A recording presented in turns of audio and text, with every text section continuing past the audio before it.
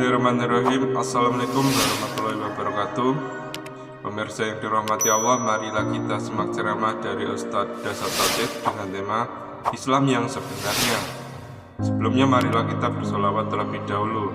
Allahumma sholli ala Sayyidina Muhammad wa ala ali Sayyidina Muhammad. Selamat menyaksikan. Ngaku kita beriman, ngaku kita Islam gampang. Yang sulit adalah diakui oleh Allah sebagai orang Islam. Pertanyaan Jumat ini, kalau begitu Ustaz, apa karakteristiknya, apa tanda-tandanya, apa berkas-berkasnya supaya kita diakui Allah sebagai orang berislam? Itu pertanyaannya. Subhanallah, Allah telah menyediakan jawabannya dalam surah Al-Fat ayat 29 ketika Allah berfirman, Bismillahirrahmanirrahim, Muhammadar Rasulullah walladzina ma'ahu asidda'u alal kuffar ruhama'u bainahum tarahum rukka'an sujjada yabtaguna fadlan minallahi wa ridwana simahum fi wujuhihim min asari sujud ila akhir hayat. Kalau kalian mau mengaku diri sebagai Islam, ini 5 syaratnya. 5 syaratnya. 1. Asidda'u alal kufar, tegas kalian kepada orang kafir. Apa orang kafir dan apa itu tegas? Kafir menurut garis akidah kita, inna dina indallahil Islam. Islam is the single one, the true religion behind the God. Agama yang paling sempurna selain Islam, kafir. Agama yang paling diridai Allah adalah Islam. Lain Islam, maaf, sorry, tabe, kafireko. Itu akidah. Tidak boleh kita orang Islam mengatakan semua agama sama, semua agama di hadapan Allah sempurna. Iya, dulu sebelum ada Muhammad sallallahu alaihi wasallam. Sebelum ada Muhammad sallallahu alaihi wasallam, Isa betul. Sebelum ada Muhammad sallallahu alaihi wasallam, Musa benar. Tapi setelah ada Muhammad sallallahu alaihi wasallam, agama terdahulu sudah kadaluarsa. Itu disebut akidah, tegas. Lalu apa yang dimaksud tegas dan kafir itu? Kalau tegasnya kita, lakum dinukum waliyadin, agamamu, agamaku. Kok menurut agamamu benar, menurut saya agamaku benar. Itulah yang disebut tegas kepada orang kafir. Insya Allah agama kita akan selamat dari rongrongan perang jihad. Insya Allah. Dek agama itu si musuh kita, insya Allah di Indonesia tidak akan terjadi. Tapi rongrongan akidah yang datang kepada kita apa? Budaya-budaya kekafiran. Dia rusak anak-anak kita dengan cara apa? Malu punya nama-nama Islam, malu mengakui dirinya Islam, malu berbudaya Islam. Tegas kepada orang kafir adalah karakter yang pertama. Yang kedua, ciri umat Rasulullah Muhammad SAW menurut Al-Fat ayat 29, ruhama'u bainahum, kasih sayang kepada sesama mereka. Kepada non-muslim akidah kita jelas. Kepada Islam sesama muslim kita harus berangkulan. Apa yang mengingat kita, apa yang mempersaudarakan kita? Partai? Bukan. Apa yang mempertautkan kita? Pilpres? Bukan. Apa yang mempersaudarakan kita? NKRI? Bukan. Apa yang mempersaudarakan kita? La ilaha illallah Muhammadar Rasulullah. Apapun partaimu, la ilaha illallah Muhammadar Rasulullah, kamu saudara kami. Apapun calon presidenmu, kau Islam, kamu saudara kami. Apapun ormasmu, kamu Islam, saudara kami. Keliru, bodoh, dan sesat kita hanya gara-gara pilpres kita baku musuh. Pilpres, pesta demokrasi. Namanya pesta, kita harus senang-senang. Tidak ada pesta Pak menakutkan. Saya kasih contoh pesta pengantin. Mana kita pilih pengantin Pak takut? Hati-hati kena aku batu. Tidak, namanya pesta kita senang-senang.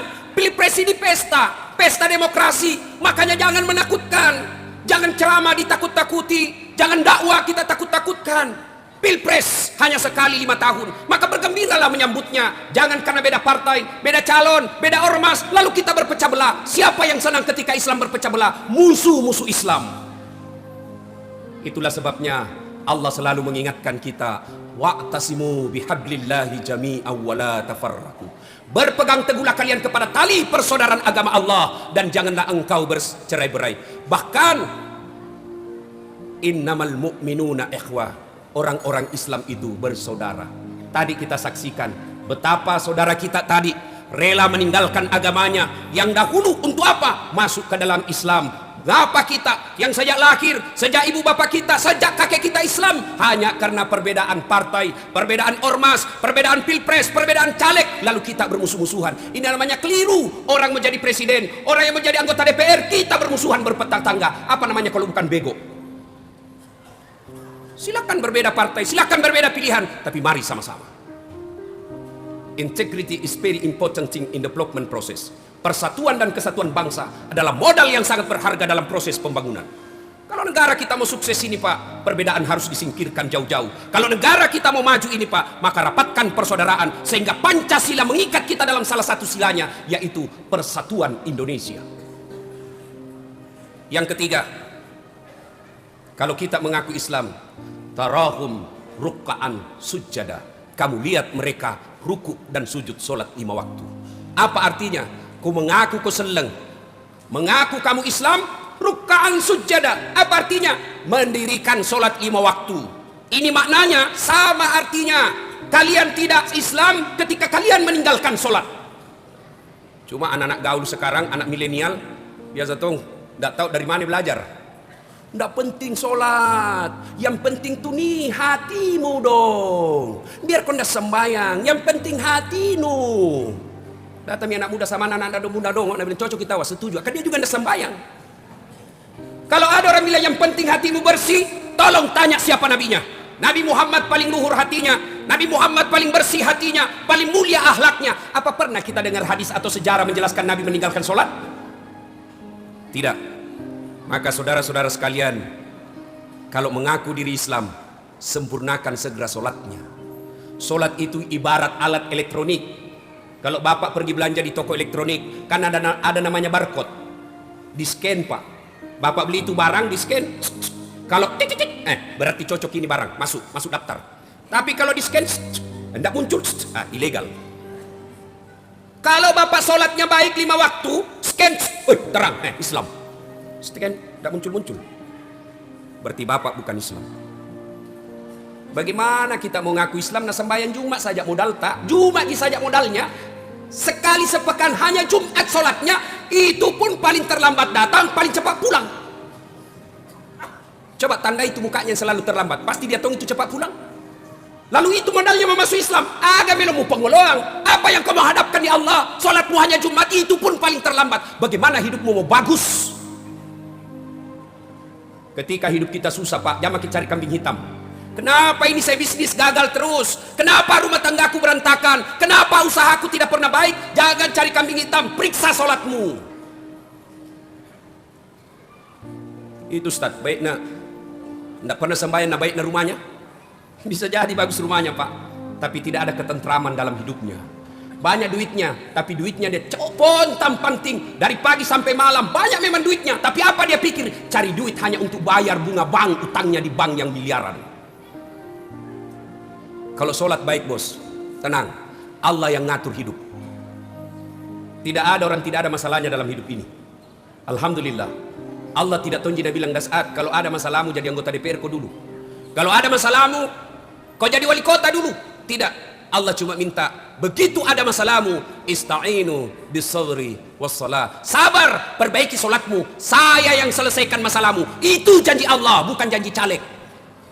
Kalau Allah yang janji pasti angka masalahmu, mau bagus rumah tanggamu, mau sukses usahamu, mau sukses kariermu, perbaiki 2 hal. 1, sabar, pakai sini sampai jammu, ia murusui masalahmu.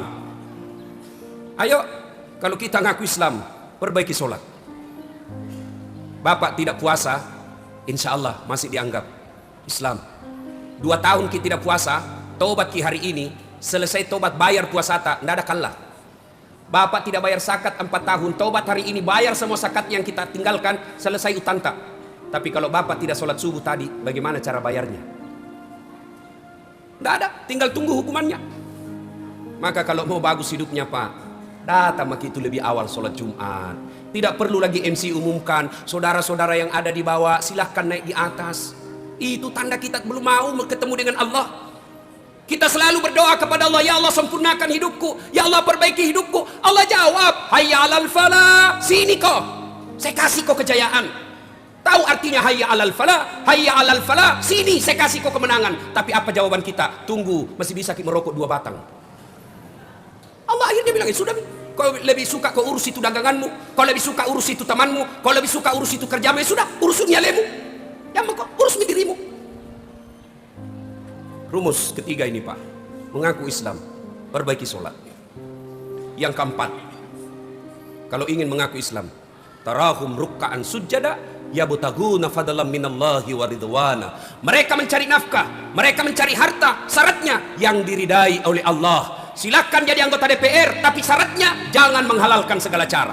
Silakan jadi bupati dengan syarat jangan menghalalkan segala cara. Silakan cari nafkah dengan syarat yang diridai Allah. Maka kalau orang Islam, dia akan bertanya, kalau ini saya lakukan, bagaimana kehidupan akhirat saya nanti? Kalau saya sogok rakyat untuk jadi anggota DPR, bagaimana tanggung jawab saya di akhirat nanti? Kalau saya jadi wali kota dengan membodoh-bodohi orang, bagaimana tanggung jawab saya di akhirat kelak? Itu orang Islam. Dia tanya akibatnya nanti di akhirat. Dan yang kelima, kalau kita mengaku orang Islam, simahum fi wujuhihim min asari sujud. Di muka mereka nanti di akhirat ada bekas sujud. Apa bekas sujud? Hitam di jidat. Bukan itu tafsir dari ayat ini. Soal hitam di jidat Pak sangat gampang dibuat. Tapi yang dimaksud dengan bekas sujud adalah nilai-nilai sholat. Ajaran-ajaran sholat diamalkan, diaplikasikan dalam kehidupan sehari-hari. Apa nilai-nilai sholat? Mari kita lihat dari syarat-syaratnya saja. Syarat sahnya saja.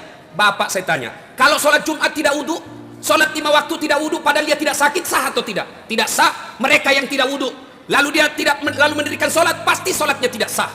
Artinya, kalau dia orang Islam, maka dia harus bersih. Sayang 1000 sayang, lingkungan masjid saja kita jorok, lingkungan masjid saja kita kotor, toilet orang Islam saja kotor. Katanya kita sholat 5 waktu, tapi kenapa dalam kehidupan kita kotor? Nilai-nilai sholat, mana sah sholat kita ketika kita tidak menutup aurat? Orang yang sholat hanya pakai celana dalam, tidak menutup auratnya, tidak sah sholatnya. Ayo aplikasikan dalam kehidupan sehari-hari. Artinya apa? Orang Islam harus punya pabrik baju. Orang Islam harus punya menutup aurat. Apa menutup aurat? Matandri sirikna. Berarti orang kalau baik sholatnya malu pakai mobil dinas ngantar undangan. Kalau dia orang Islam malu menyalahgunakan jabatan. Kalau dia orang Islam malu jadi pengurus masjid tapi menjadi beban buat masjid.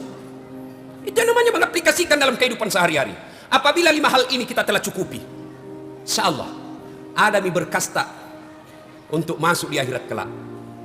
Tapi kalau belum, sebelum ajal menjemput, mari segera lengkapi berkas kita secepatnya agar kita masuk seleksi berkas dan insya Allah sampai di akhirat kelak lolos dengan selamat dan ketemu dengan Nabi dan puncak kebahagiaan kita ketika pertama kali melihat wajahnya Allah di akhirat.